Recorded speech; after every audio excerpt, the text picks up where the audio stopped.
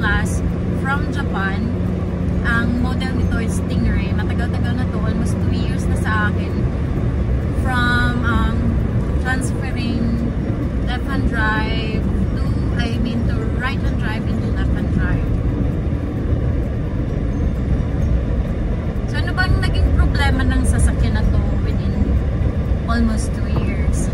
Actually, hindi ko pa napalitan ko to, and nagustuhan ko naman instead na yung sa akin dati is Suzuki Everyvan. So pinalitan ko ng Suzuki Stingray kasi gusto ko siya maliit at daling i-park, and as you can see at the back, madami akong dala dahil hindi ako pupunta sa trabaho, wala akong extra. Di tayo kapark sa matirik na sa ilalim ng araw yung Stingray ko.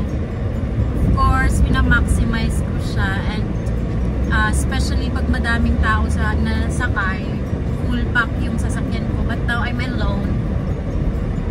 I'm alone naman pag papuntang trabaho. Minsan lang ako may kasama. Tapos may checkpoint. Hindi ito mabuksan.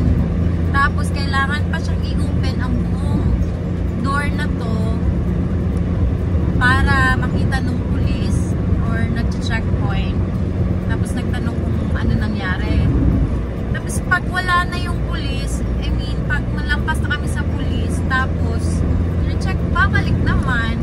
Parang may ganun na scenario, parang nagso-short circuit yung mga ano, hindi ko lang alam, papaayos ko pa baka next week after my work or this weekend. Yung mga batas, ayan, madami ako. Sa ngayon guys, yung dala ko is mga gulay, yung kasama ko ano siya. Sometimes kasi ginagamit ito sa kitchen ng hospital namin. Siguro. So yung aircon guys, lalo na pag matirik ang araw, napakainit. Hindi niya kaya yung sa likod na side. And of course, yung pangalawa, pag matirik yung araw, lalo na pag nakapark ito sa ilalim ng araw, itong anong tawag, yung beep-beep ba, yung pag ano tawag dun sa Tagalog, yung ganyan, pag nasa ilalim ng matirik na araw siya guys, humihina yung boses ng beep-beep ko. Kasi rin ba tawag nun, basta yung ganun, humihina siya, pero kalamitan or kalaunan na sa pagmamanin, babalik naman yung boses niya. And third, na problema ng aking sasakyan is itong window na to, sometimes yung window down switch niya hindi gumagana guys. Especially, parang tinatiming talaga niya pag may checkpoint. Tapos ginaganon ko, hindi siya mabuksan yung window. So what I did, always kong binubuksan na lang na ang buong pinto ng aking door side, sa driver side. Yun lang guys. And gamit na gamit talaga itong sasakyan na to kasi malayong dinadrive ko at minamanila.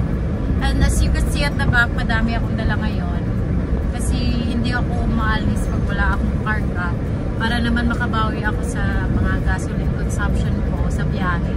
And of course, ang hirap sa buhay guys, ang dami-daming mga bayarin, and of course, mahal ang mga bilihin. So nandito na tayo guys. Kailangan ko na magtrabaho. Alright.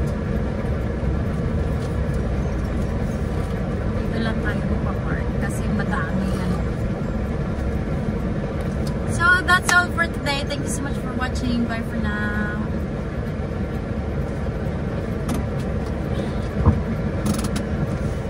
By the way, sa mga hindi pa nag-subscribe ng aking channel, don't forget to like, subscribe, and click the notification down below para malaman niyo kung meron akong nag-subscribe.